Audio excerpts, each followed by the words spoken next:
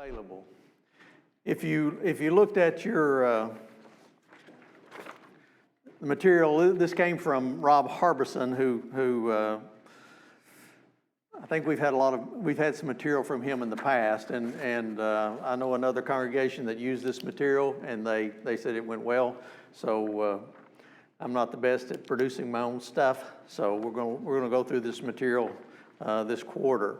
There's 26 actually lessons. If you look at the table of contents on page 1, there's 26 different topics that will be covered, and we're doing this by topics. It doesn't follow, don't go chapter 1 through 31, but by topics. And this morning we'll just be introducing Proverbs, and on Wednesday night we'll go the lesson 2, which will be wisdom, on page 4. So we don't have 26 classes, so some of these we'll figure out which ones we want to do and which ones we don't want to do, and let you know ahead of time. But today we'll do lesson 1 on introduction, and Wednesday night hopefully we'll be looking at wisdom. So, we ready to roll? Sam, would you lead us in prayer, please? Sorry.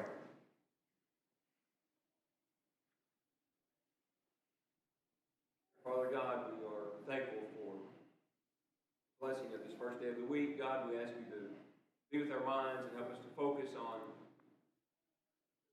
new materials, and we pray, Father, that you help us to focus our hearts on truth and understanding, and guide us as we go through the study. Be with Mickey, be with all the teachers, God, that you will bless them with ease of speech, and help our hearts, Father, to follow along. So thankful for your written word and for the wisdom that we can gain from it. We pray that you help us to do just that, to apply those things to our lives, that we can be better for you, better for the kingdom, and be a positive influence for the world. Have mercy on us. Be with the ones that are sick and hurting, and continue to guide them back to health. Be with each of us, God, and go through life, Father. We pray for your guidance to continue to lead us. We may follow you and someday be found in heaven. Have mercy on us again, and continue to direct us in all things that are good and holy. We may glorify you. Amen. So we know that Proverbs is one of the literature books that we find in the Old Testament, and there's 5 that we really talk about as being literature books. Anybody want to help me? What are the 5 books that we would describe in that way?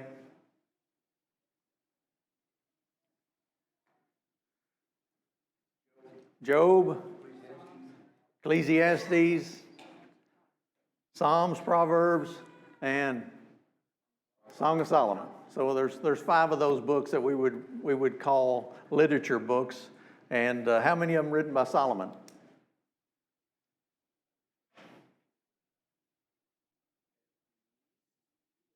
At least 2 or 3. We know, we would think Solomon wrote the majority of Proverbs, which we'll talk about. He wrote a lot of Psalms and Ecclesiastes. We think Solomon is the writer, and Song of Solomon. So 3 of the literature books or wisdom books that we talk about in the Old Testament written by Solomon. Solomon, anybody got an idea? Help me with time frame here. When Solomon write these books? Anybody know? Well, who was Solomon's daddy? That'll help us a little bit. David was his daddy, and I think it was John Moore. When you think of David, if you think about the year 1000 BC, you're pretty close. So think of David about 1000. So Solomon came after him. So they think the book of Solomon was written 970, 931 BC-ish. So Solomon followed David, and who followed Solomon? Kind of a trick question. Who followed Solomon? Rehoboam. Rehoboam was the son. After Solomon, the kingdom split. Remember, the northern kingdom and the southern kingdom. And but Solomon was there writing this these proverbs a little before during that time. So a little background. I guess we need a little background on Solomon, and I think we get to that in the questions. It talks about the authors of Proverbs. So let's just look at that. So in Proverbs 1:1, in Proverbs 10:1, in Proverbs 25:1, it starts out by saying the Proverbs of Solomon. So not much doubt about some of those, or who the writer of the majority of the book is. So we're told that. We're also told in Proverbs 22:17 that it talks about wise men writing some of the Proverbs, and it lists Hezekiah. Hezekiah was a king, and he wanted to know as much as he could about what was good for his people. So he had them write he had to gather some of the writings of Solomon, and we see that, I think, starting in chapter 25. So there's several things going on there. And then the last two chapters of Proverbs, one is by Agur, and we know very little about him, and that's chapter 30, and then chapter 31, which we know as the proverb about the virtuous woman, but that is King Lemuel wrote that. So we got several different writers that we know about. The majority of the Proverbs is written by Solomon. So when we think of Solomon, what do we think about? What comes to your mind? Wise. Most of us would say wisdom, and we'll read that and how that came to be. What else about Solomon?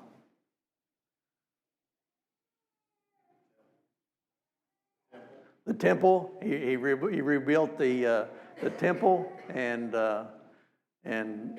was in the elaborate temple there in Jerusalem that Solomon built. We certainly think about that, and we read all about that. Was Solomon perfect?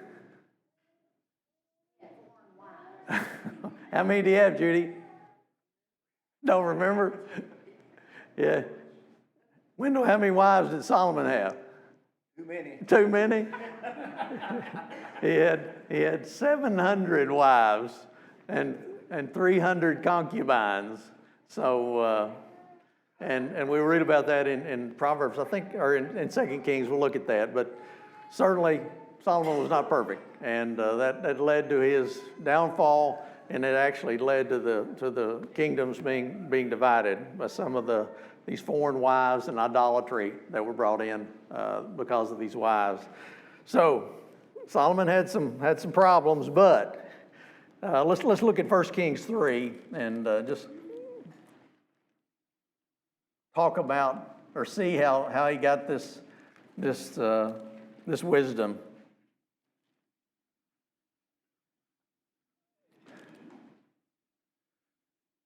Anybody have a chance to look at that? Want to give me an idea or thoughts, kind of summarize how this came about, how Solomon got all this wisdom?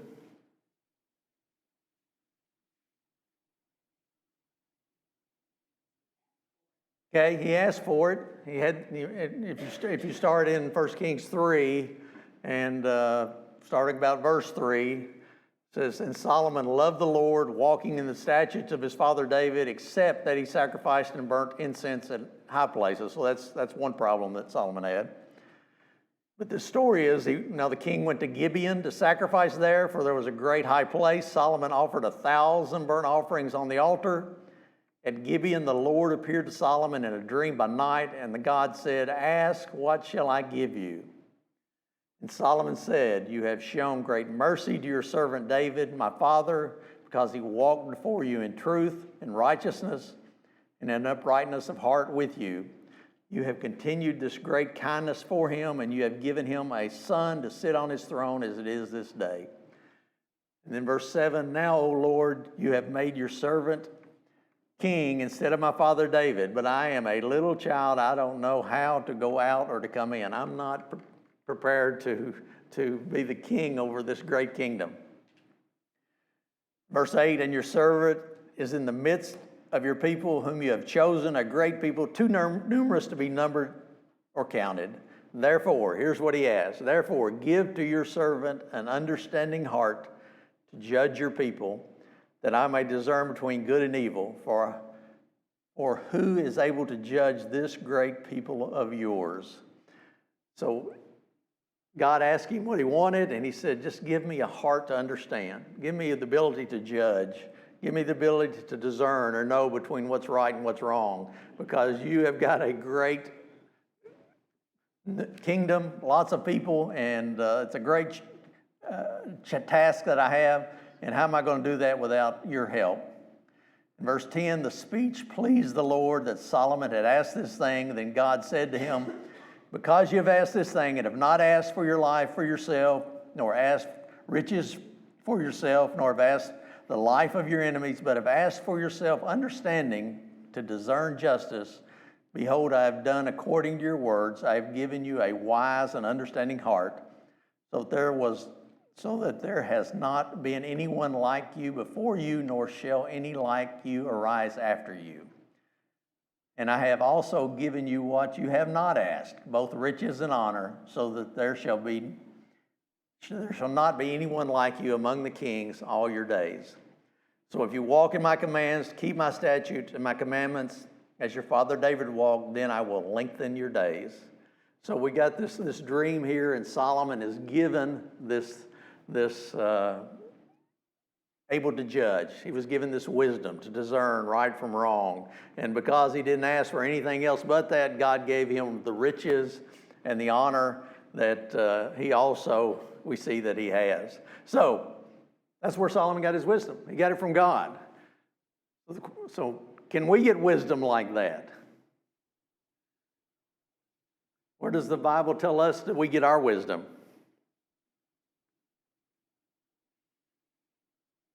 How about James? Ask for it. Ask for it.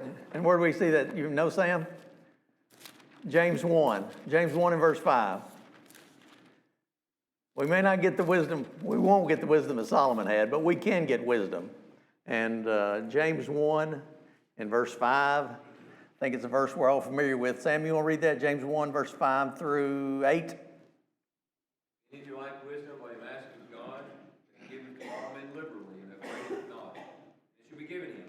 But let him ask in faith, nothing wavering. For he that wavereth is like a wave of the sea, driven with the wind and tossed. Let not that man think that he shall receive anything of the Lord. A double-minded man is unstable in all his ways. Okay, so if we want wisdom, if we lack wisdom, has anybody got all the wisdom that they need? No, we all lack wisdom, and James says to get that, you got to ask for it. Ask God, and he will give it to you liberally, without reproach, without question.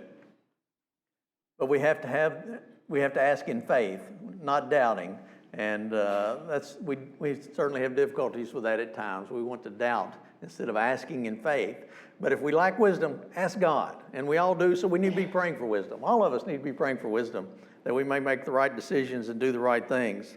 Also, if you continue over in James, the 3rd chapter, some more, 13 through 18, talking about this wisdom and the good that it will do for us, and if we don't have it, the problems that we have.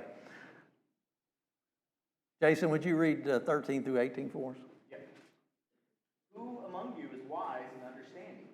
Let him show by his good behavior his deeds and the gentleness of wisdom. But if you have bitter jealousy and selfish ambition in your heart, do not be arrogant and so lie against the truth. This wisdom is not that which comes down from above, but is earthly, natural, demonic. For where jealousy and selfish ambition exist, disorder and every evil thing. But the wisdom from above is first pure, then peaceable, gentle, reasonable, full of mercy, with fruits, unwavering, without hypocrisy. And the seed whose fruit is righteousness is sown in peace by those who Just some great examples of those who have wisdom and use that wisdom. It says that they're pure, they're peaceable, they're gentle, willing to yield, verse 17, full of mercy, good fruits, without partiality, without hypocrisy. So if we have the wisdom that's from above, that's godly wisdom, then we have all these fruits that it talks about there, verse 18, the fruits of righteousness that come from having that type of wisdom. So, but you can also have earthly wisdom, and it calls that demonic, sensual. My version says earthly. So if you have that type of wisdom, that's not what we're looking for. We're looking for godly wisdom, and James says we need to be praying for that, and hopefully we will be praying for that and want that.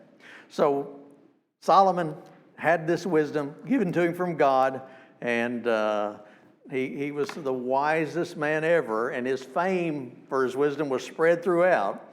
And we all, 1 Kings, back to 1 Kings, sorry, I shouldn't have left there, but 1 Kings chapter 3, remember the first thing that the Bible talks about, how that he proved his wisdom?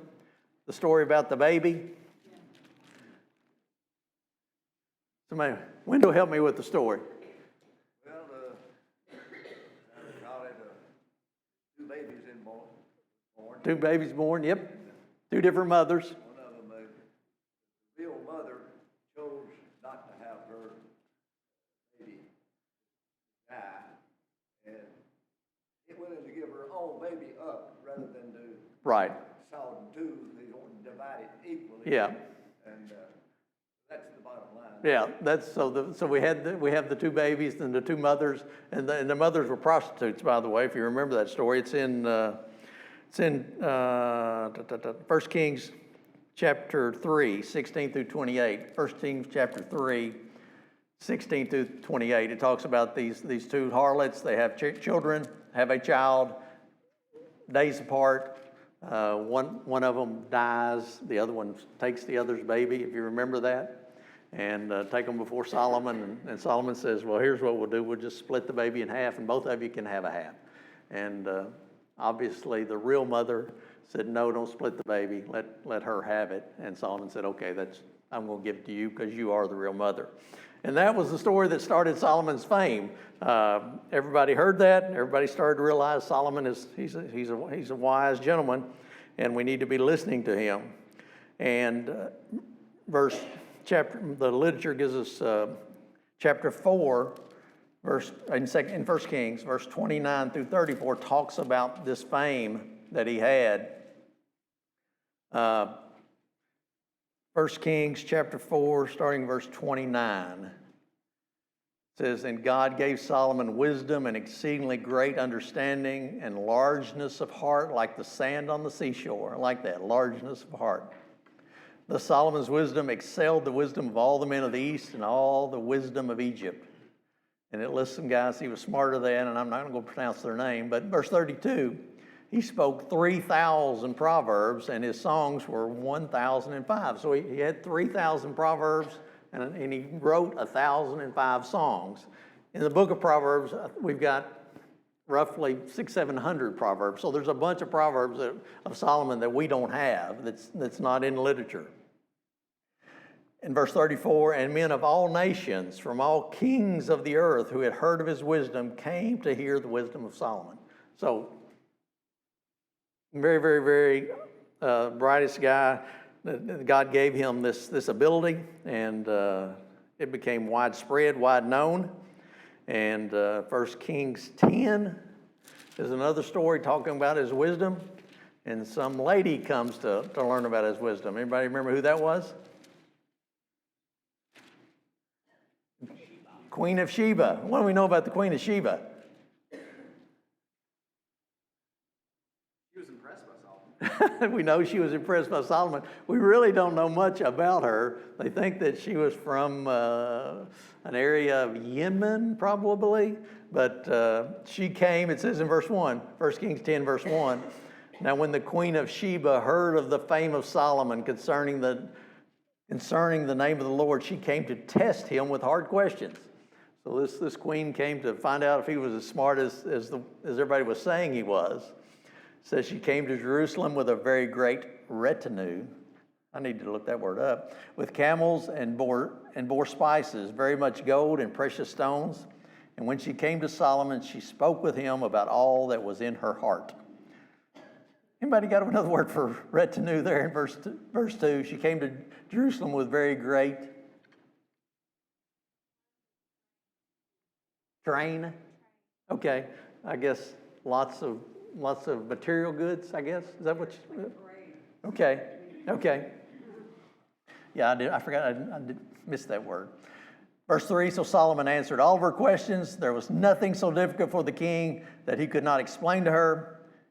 And he impressed her greatly. And when the queen had seen all the wisdom of Solomon, the house that he had built, the food on his table, the seating of his servants, the service of his waiters and the apparel, his cupbearers, and his entryway by which he went up to the house of the Lord, there was no more spirit in her. I mean, he answered all of her questions, and she looked around and saw how things were going and how well things were run, and she just didn't have anything else to say. She was just totally impressed. And then she said, it was a true report, which I heard in my own land, about your words and your wisdom. So Solomon's impressed everybody. Solomon's the brightest guy ever. He's impressed everybody, and we've got many verses that point that out. And then part C, that we talked a little bit about, is as bright as he was, and impressed the whole world, yet he had some faults. And part C in part 2 talks about his downfall, and that's found in chapter 11. And we talked about that, and it was, God had told those Israelites, when you go in these lands, don't mix with these people, don't marry them. Solomon obviously did not follow that, because it said, chapter 11, verse 1, King Solomon loved many foreign women, as well as the daughters of Pharaoh. He actually married a daughter of Pharaoh. Women of the Moabites, Ammonites, Edomites, Sidonians, and Hittites, who were all enemies of Israel, from the nations of whom the Lord had said to the children of Israel, you shall not intermarry with them, nor they with you. Surely they will turn away your hearts from their gods. Surely they will turn away your hearts after their gods. Solomon clung to these in love, and he had 700 wives, princesses, and 300 concubines, and his wives turned away his heart. In verse 4, and so it was when Solomon was old that his wives turned his heart after other gods, and his heart was not loyal to the Lord his God, as was the heart of his father David. So we see there the downfall that it talks about of Solomon. So as bright as he was, as smart as he was, wisest guy ever, he still was not perfect, and still had that problem that he did not do well with. So that's a little bit of the background of Solomon, and he is the writer of this book, and many things in here will help his people back then, and certainly are applicable for us today, and hopefully that's what we'll take from this. So, if I had to ask you what is a proverb? Give me a definition, something about what is a proverb that we can kind of latch on to and help us while we're studying this.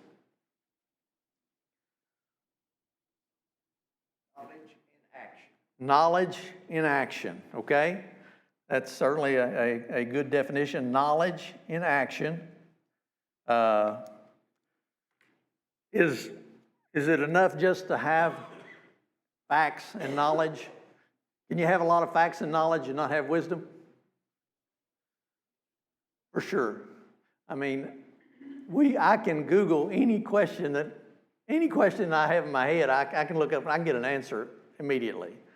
So I can know a lot of stuff. And I know a lot of people that know a lot of stuff, but they're not very wise. They don't use that knowledge properly. So just being full of knowledge does not make you wise. But using it properly, putting your knowledge into action, certainly is a definition of wisdom. We get knowledge and information online. I like this. We get knowledge and information online, but wisdom is from on high. We really get wisdom from God. Our wisdom comes from God. All the facts that we've got, all the stuff that we know, it may help us in this life, but it doesn't necessarily give us wisdom. Some definitions: good advice inspired by God. So we're going to get some advice in Proverbs that God has inspired. Most people will say a short, meaningful saying stating a general truth or piece of advice. And then throughout this book, and we're going to see it certainly in the first 9 chapters, it talks about the wisdom and what wisdom is: the ability to live life skillfully. It talks about skill. If you got wisdom, you got skill, and that comes from experience. Knowledge is certainly a part of that, but to live life skillfully, I think is a great definition for wisdom, and that all of us can learn things from Proverbs. Do we use any Proverbs today in just our general conversation? Anybody use a proverb? Give me one somebody uses. Look before you leap. Okay, certainly a good one that we talk about. What about an apple a day? Keeps the doctor away, doesn't it? What about better safe than sorry? So there's lots of them we use. Don't judge a book by its cover. So there's all kinds of them that we use in our everyday vernacular that we don't think about. So what's the difference in those and those we read about here in Proverbs?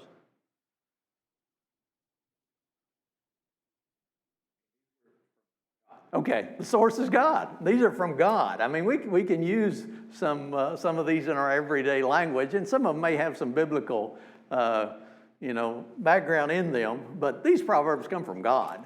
God inspired these, and God had them shared with us through Solomon. And so these are the difference in these and the ones that we use are God's inspired these, and we can read about these in His Word. And that certainly makes it a big difference.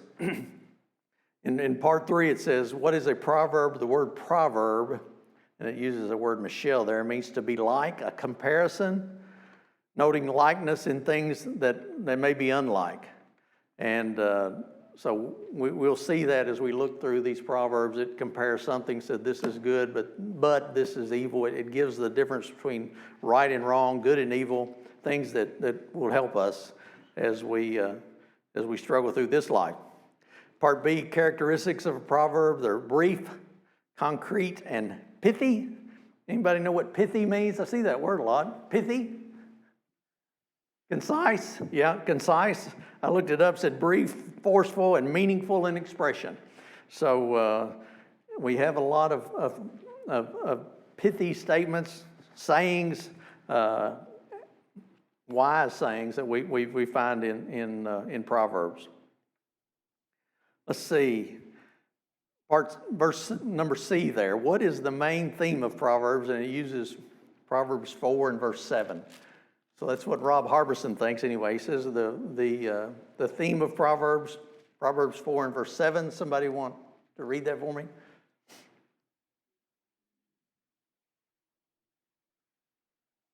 Wisdom is the principal thing. Therefore, get wisdom and all your getting.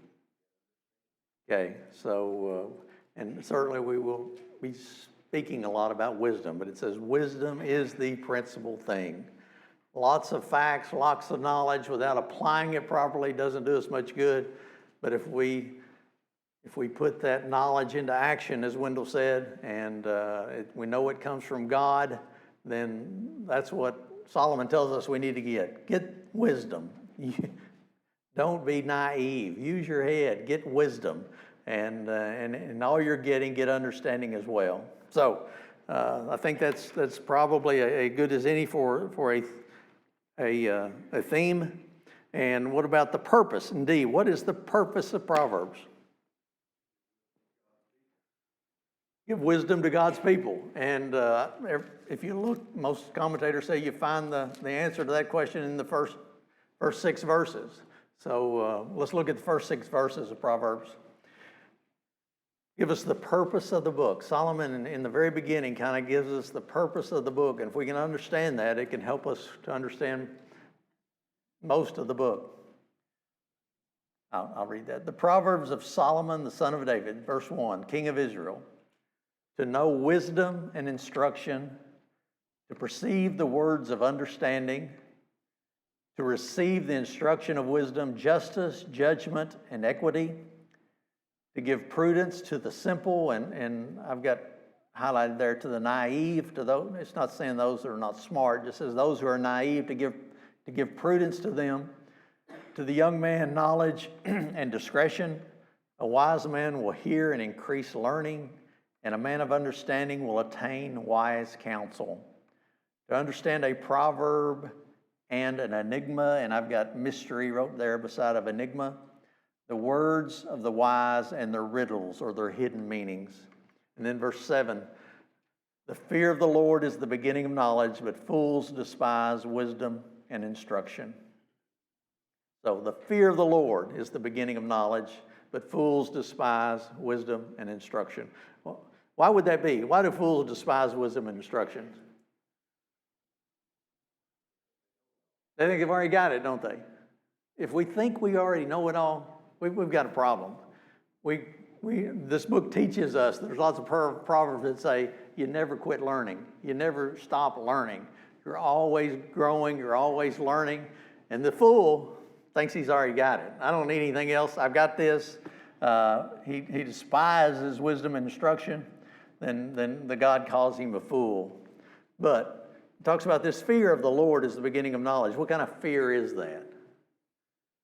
Just scared to death of him for, well, what kind of fear he's talking about there?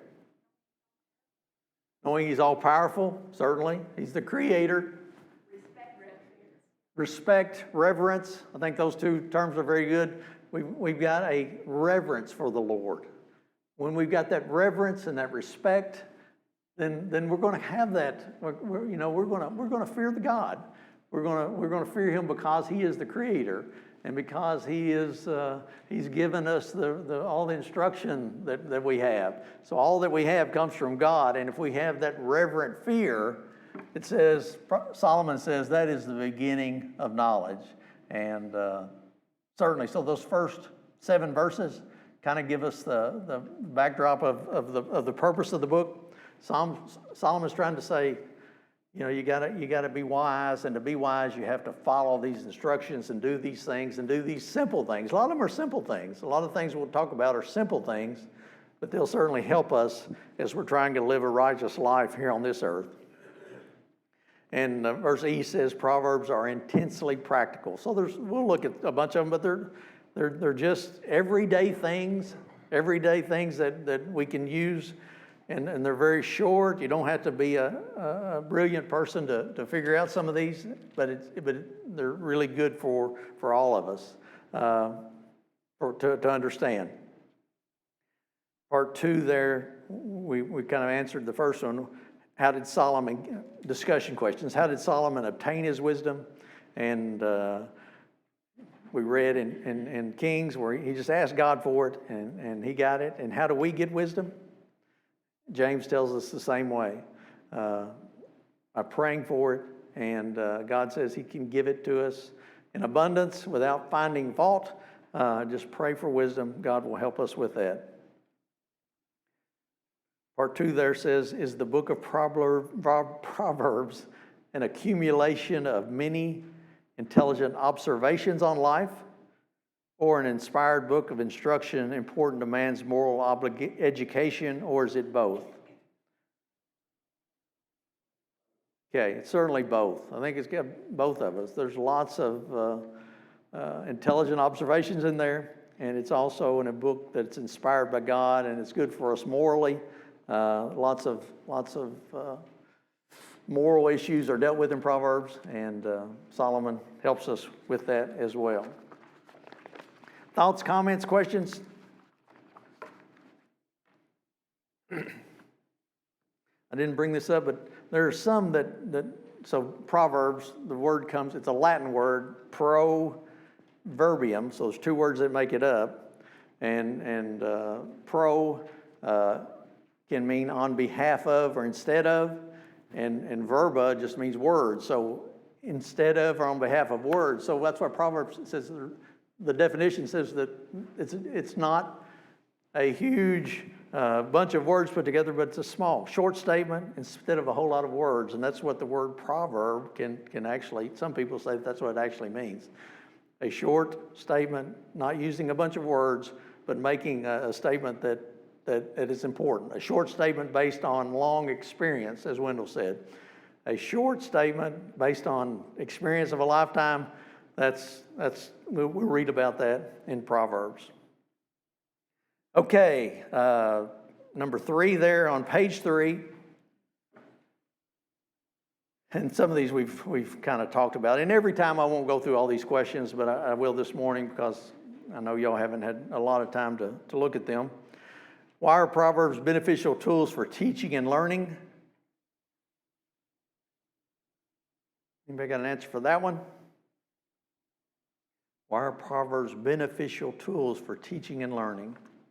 A lot of them are not specific enough to be one exact thing, but they're general principles that apply across the board. General principles, they apply across the board. A lot of them and again, they're short, they're easy to understand, they're not difficult, and based on life experiences, we can gain a lot from them. Number 4 are Proverbs statements of unchangeable truth and immovable promises of God. So are the Proverbs promises of God that cannot be changed? They're always true. No. They're general promises. They're going to be true the majority of the time, but they're always exceptions. One that we're all familiar with, Proverbs 22 and verse 6. It's a great proverb. Train up a child in the way you go, and when he's old, he will not depart. But we all know of instances where children have departed.